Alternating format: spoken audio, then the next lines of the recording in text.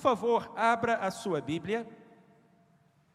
Meu irmão, minha irmã, abra a sua Bíblia em Lucas capítulo 4. Vamos ler do verso 38 ao verso 44. Jesus fez o que Jesus faz. Evangelho de Lucas, capítulo 4, versículos 38 a 44. Olha o que diz aqui a palavra do Senhor. Ora, levantando-se Jesus, saiu da sinagoga e entrou em casa de Simão, de Pedro. E estando a sogra de Simão enferma com muita febre, rogaram-lhe por ela.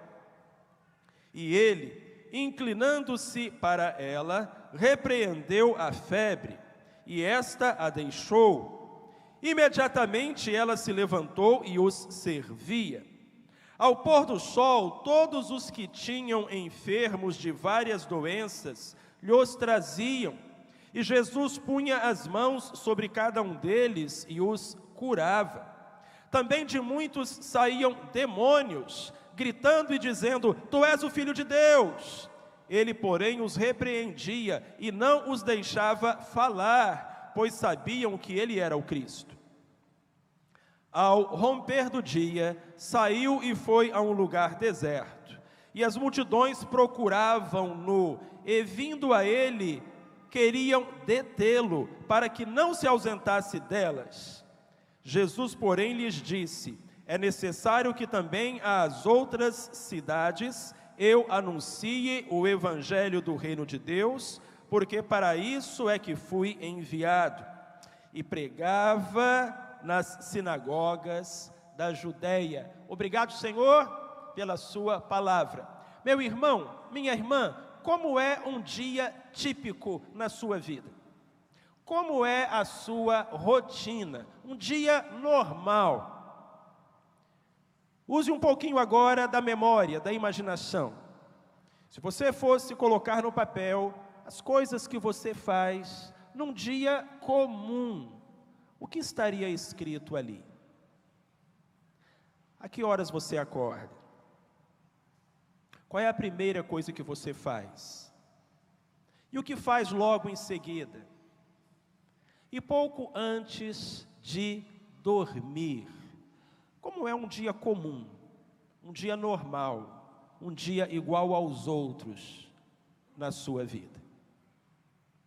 O que nós acabamos de ler na Bíblia Sagrada é um dia normal na vida de Jesus. 24 horas na vida do Mestre. Irmãos e irmãs, na vida de Jesus, um dia comum era um dia extraordinário.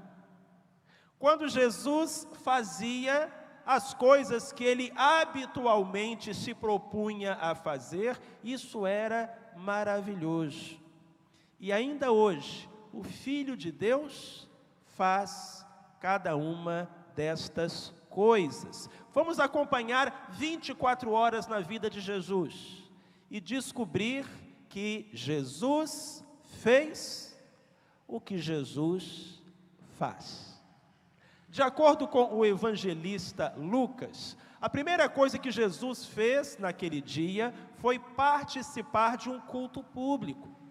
A Bíblia diz que ele se levantou, saiu da sinagoga e então outras maravilhas aconteceram. Mas a primeira iniciativa de Jesus Cristo foi estar num culto, foi participar de um culto. Ele era judeu.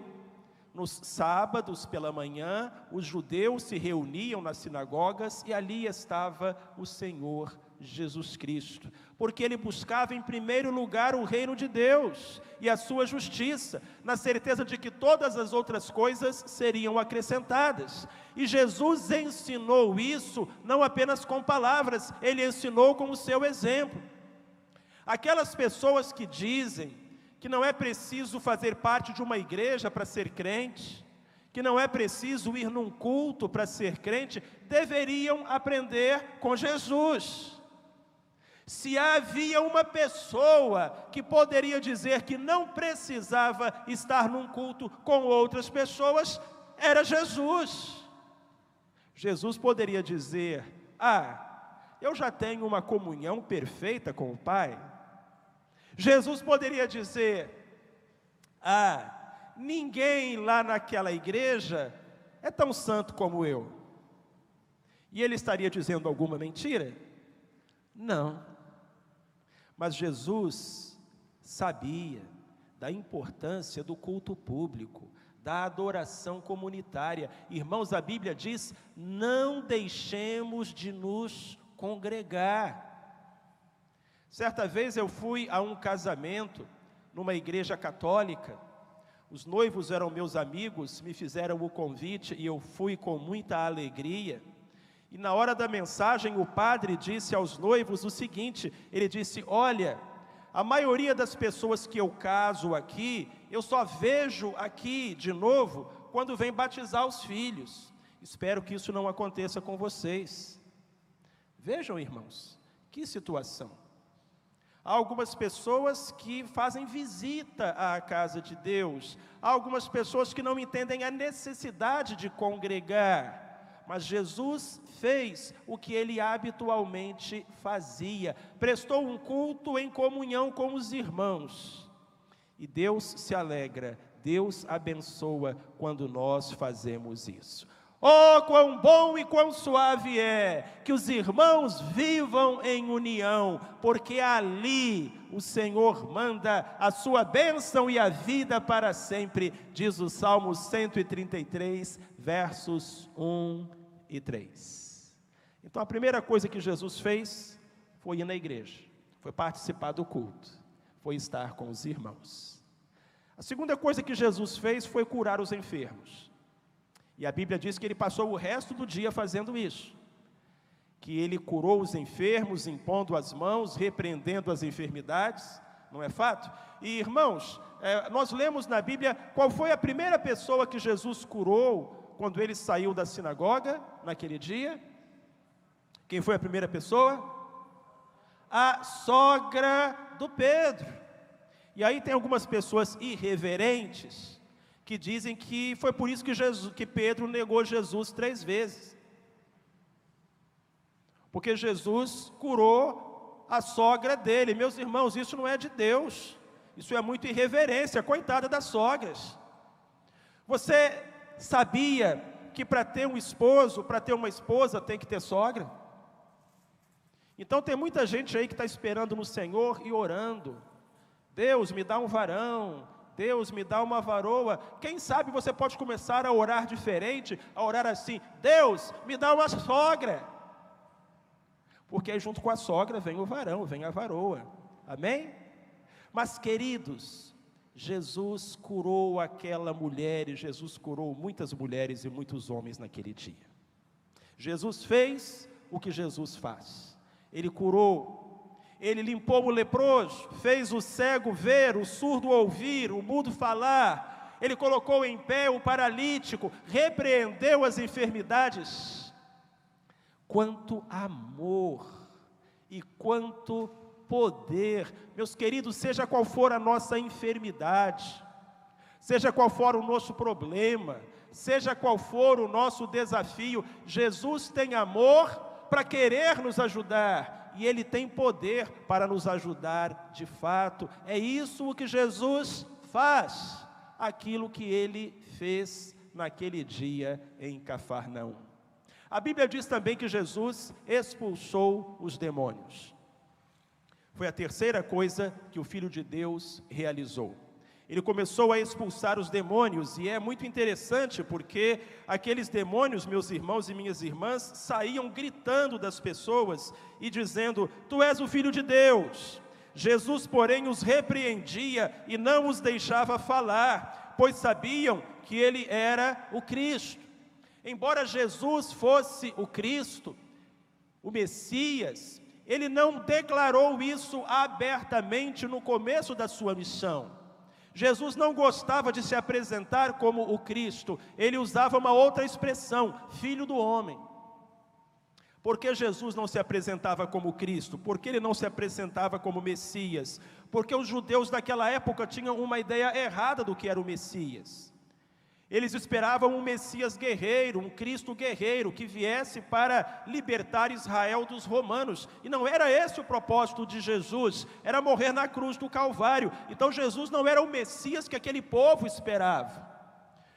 A palavra estava contaminada por um entendimento equivocado. Então Jesus evitou se apresentar como o Messias até poucas semanas antes da sua morte. E aliás, quando ele se assumiu como Messias, esse foi um dos argumentos que usaram para levá-lo até a cruz.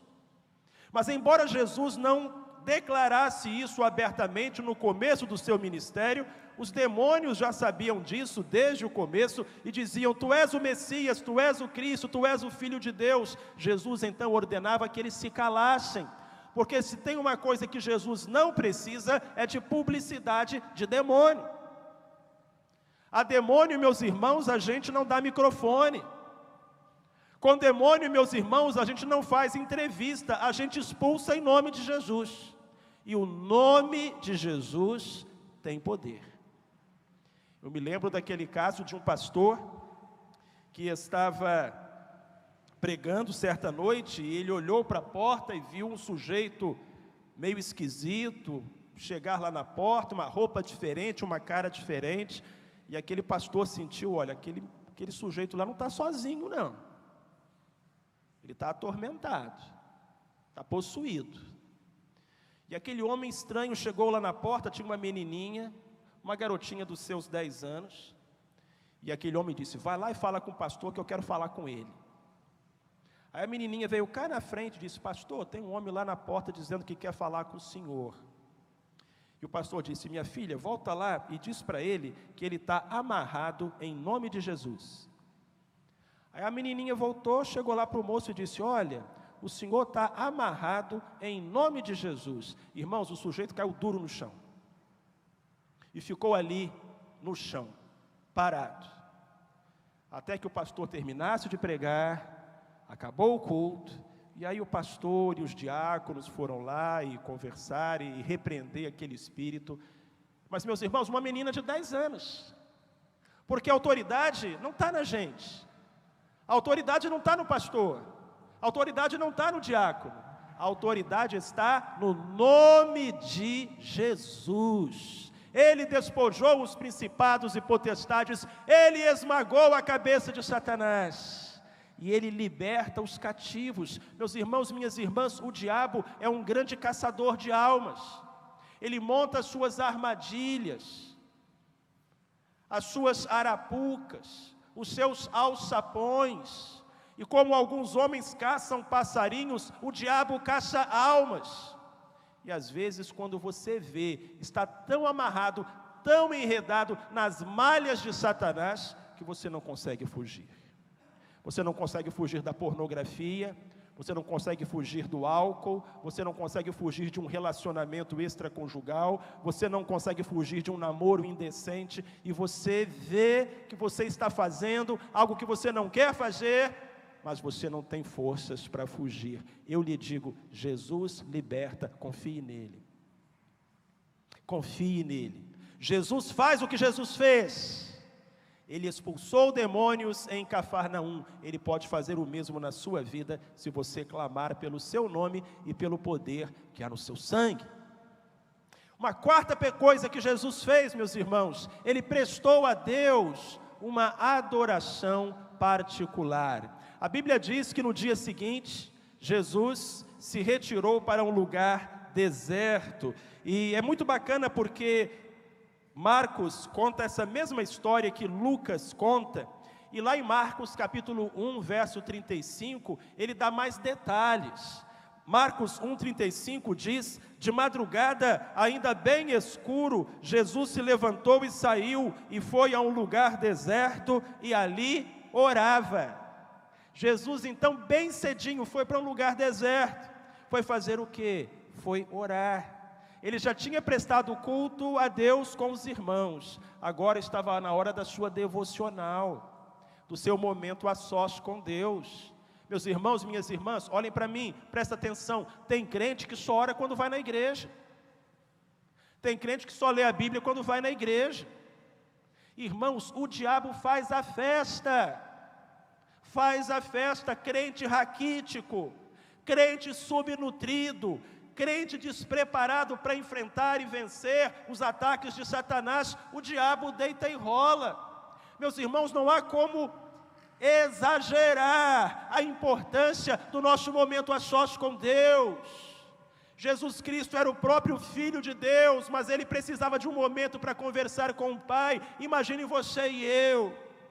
Entra no teu aposento, fecha a porta, ora teu Pai que te vê em secreto, e teu Pai que te vê em secreto te recompensará. É promessa do Senhor, Ele vai cumprir, mas você precisa buscar. É muito importante que todo dia você esteja na presença do Pai. E se fizer isso como Jesus fazia logo de manhã, é o ideal, porque vai preparar você para as decisões, para as lutas, para as tarefas que você terá que realizar. Marque um dia de oração, uma hora de oração, um lugar de oração.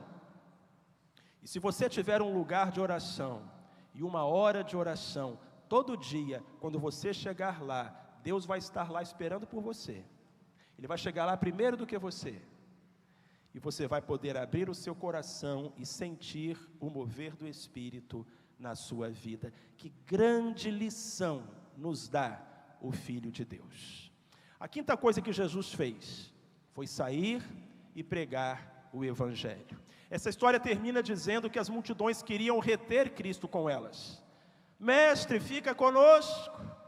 Nós temos sido tão abençoados pela tua presença. Demônios têm sido expulsos, enfermos têm sido curados. Mestre, fica conosco. E Jesus disse: não, eu preciso ir às outras cidades. Mas muito interessante, Jesus não disse que ele precisava ir às outras cidades para expulsar demônios. Jesus não disse que ele precisava ir às outras cidades para curar enfermos. Jesus disse: eu preciso ir às outras cidades para anunciar o Evangelho. E Jesus foi além, ele disse: eu vim para isso. Não é como está escrito na sua Bíblia?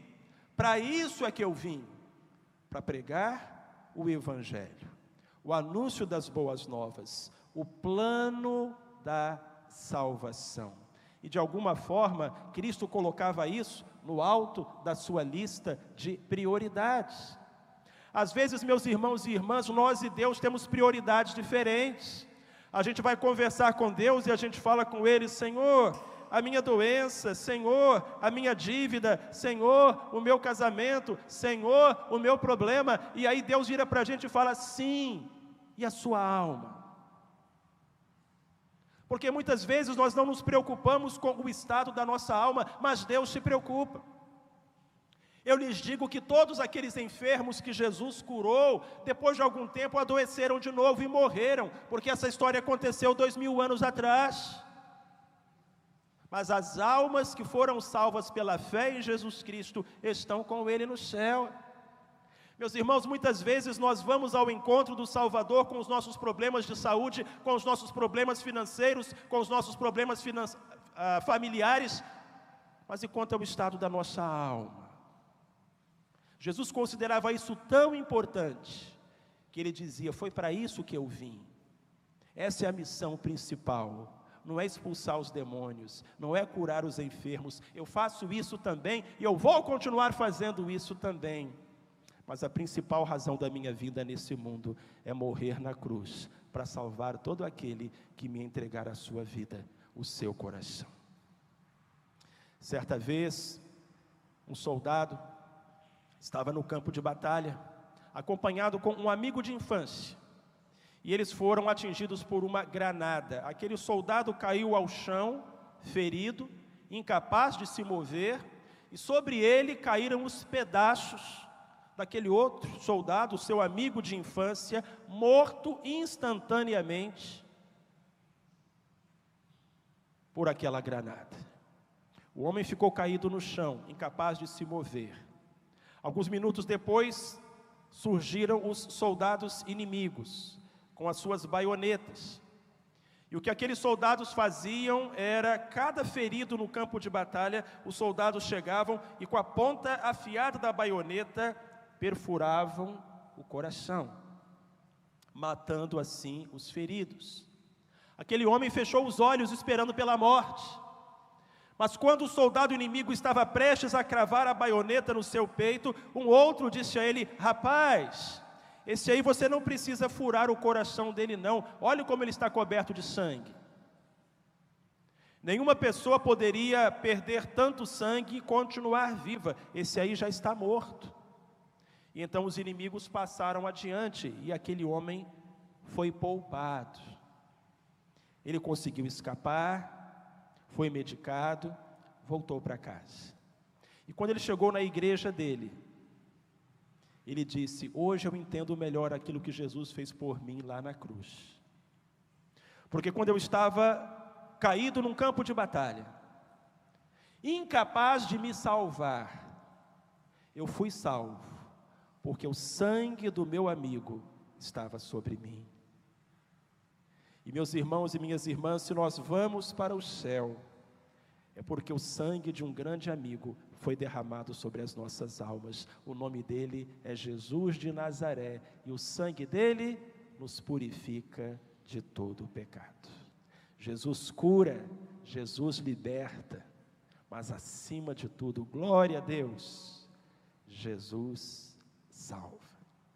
Aquele dia em Cafarnaum, Jesus fez o que Jesus faz.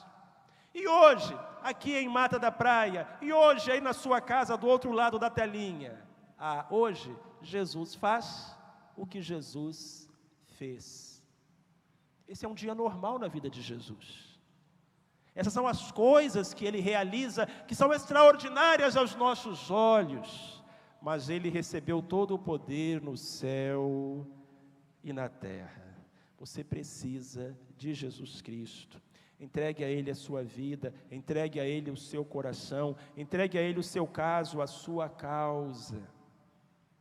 Porque Jesus vai fazer na sua vida aquilo que Jesus faz.